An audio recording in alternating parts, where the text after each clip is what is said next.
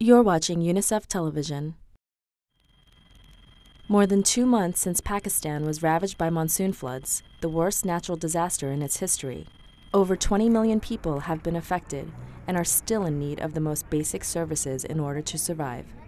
The United Nations has categorized the floods in Pakistan as the greatest humanitarian crisis in recent history, with more people affected than the tsunami in Southeast Asia and recent earthquakes in Kashimir and Haiti combined.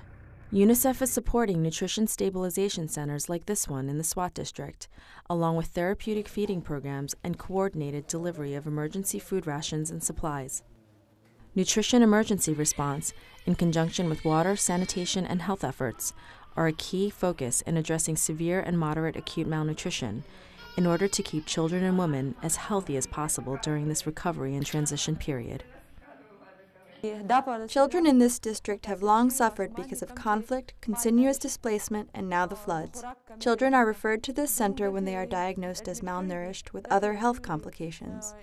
We also help teach their mothers how to feed their children properly.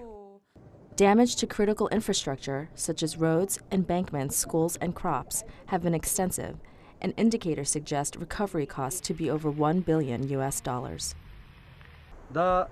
This area used to be a complete village with shops, roads, a school, and more than 38 houses, all of which were washed away by the floods. My house was standing there. It was carried away with water like a straw. The mosque that used to be there has also disappeared. The damage in this village was unbelievable.